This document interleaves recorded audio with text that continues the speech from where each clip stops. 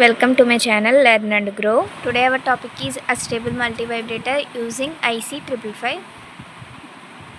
So the diagram consists of comparators, flip-flop and a transistor. So ikkada apparatus.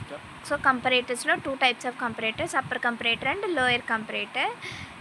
So ikkada non-inverting terminal. So upper comparator yokka non-inverting terminal anedi threshold ki ichcham. So threshold input. And lower comparator inverting terminal trigger pin connect chesam. So trigger pin 2 and threshold pin 5. And volt resistors 3 resistors series lo connect chesam ground. So above 9 volts VCC అనేది apply చేసాం. So ఈ 3 resistors some వోల్టేజెస్తో divide అవుతుంది. So అందుకే voltage division అంటాం. So ఇక్కడ resistor to resistor మిడిల్లో voltage 1/3 VCC and second one 2/3 VCC. So each resistor 5 kilo ohm 5 kilo ohm 5 kilo ohm. So lower comparator non inverting terminal 1/3 VCC connect చేసాం and upper comparator inverting terminal 2/3 VCC. Next ఇక్కడ 2 resistors అనేవి తీసుకున్నాం, R1 and R2 and capacitor C. So ఈ 3 గ్రౌండ్కి connect చేసాం and upper comparator and lower comparator outputs connect చేసాం flip ఫ్లాప్కి. So R and S connect చేసాం అవుట్పుట్స్. నెక్స్ట్ ఫ్లిప్ ఫ్లాప్ యొక్క అవుట్పుట్ వచ్చేసి అవుట్పుట్ పిన్కి కనెక్ట్ చేసాం అండ్ అలానే ట్రాన్సిస్టర్ కూడా కనెక్ట్ చేసాం Q1 transistor. And Q1 transistor 1 terminal resistor R1 and R2 మిడిల్కి కనెక్ట్ చేసాం అండ్ అనదర్ టర్మినల్ గ్రౌండ్కి కనెక్ట్ చేసాం. The 555 timer IC consists of the following parts. First one voltage divider. So voltage divider అంటే 3 5K resistors తీసుకున్నాం. So అంటే అక్కడ తీసుకున్న 3 resistors ఏవైతే ఉన్నాయో 5 kilo ohm 5 kilo ohm 5 kilo ohm. 3 resistors divide the supply voltage VCC into 3 equal parts, creating 2 reference voltages 1/3 VCC and 2/3 VCC. These are used by the 2 comparators. So ఇక్కడ voltage VCC అనేది apply చేసాం కదా. So ఈ VCCని 3 equal పార్ట్స్గా divide చేస్తే 1/3 VCC 2/3 VCC వచ్చినాయి. So ఈ 2/3 VCC and 1/3 VCC అనేవి కంపరేటర్స్కి ఇన్పుట్గా అప్లై చేసాం. So next 2 comparators. Upper comparator compares the voltage at the threshold pin 6 with 2/3 VCC. So upper comparator అనేది ఏం చేస్తుంది అంటే థ్రెషోల్డ్ వోల్టేజ్ అండ్ 2/3 VCCని కంపేర్ చేస్తుంది. సో ఎప్పుడైతే థ్రెషోల్డ్ వోల్టేజ్ అనేది గ్రేటర్ దాన్ 2/3 VCC ఉంటుందో it resets the flip flop. So flip ఫ్లాప్ని రీసెట్ చేస్తుంది. సో అవుట్పుట్ ఏమవుతుంది, output is equal to low. Next lower comparator compares the voltage at the trigger pin 2 with 1/3 VCC.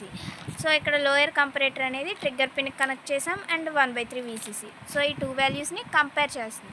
So ఎప్పుడైతే trigger pin అనేది less than 1/3 VCC ఉంటుందో flip flop అనేది set అవుతుంది. So అంటే output అనేది high ఉన్నట్టు. Next RS flip flop. It stores the output state based on comparator signals. So ఈ flip flop ఏం చేస్తుంది అంటే కంపరేటర్ నుంచి వచ్చిన అవుట్పుట్ని స్టోర్ చేసుకుంటుంది. ఫర్ ఎగ్జాంపుల్ సెట్ అయితే ఫ్లిప్ ఫ్లాప్ అనేది అవుట్పుట్ అనేది హై ఉన్నట్టు, అది రీసెట్ అయితే ఫ్లిప్ ఫ్లాప్ అనేది కంపరేటర్ నుంచి వచ్చిన అవుట్పుట్ అనేది లో ఉన్నట్టు. సో లో. నెక్స్ట్ ట్రాన్సిస్టర్ యాక్ట్స్ యాజ్ ఈ discharge transistor connected to pin 7. So ఈ ట్రాన్సిస్టర్ అనేది పిన్ 7కి కనెక్ట్ చేసాం. When output is low this transistor conducts and discharges the timing capacitance. So ఎప్పుడైతే అవుట్పుట్ అనేది లో ఉంటుందో ట్రాన్సిస్టర్ అనేది కండక్ట్ అవుతుంది. అండ్ ఇక్కడ కెపాసిటర్ అనేది కనెక్ట్ చేసాం కదా. సో ఈ కెపాసిటర్ నుంచి డిశ్చార్జ్ అవుతుంది. Output stage takes signal from the flip flop and sends the final waveform to pin 3.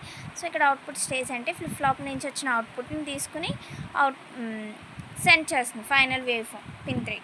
So working in this mode the 555 generates a continuous square wave. It oscillates between high and low without any external trigger. So ఇక్కడ external trigger అనేది apply చేయం కానీ ఆక్సిలేషన్స్ అనేవి high to లో generate అవుతాయి.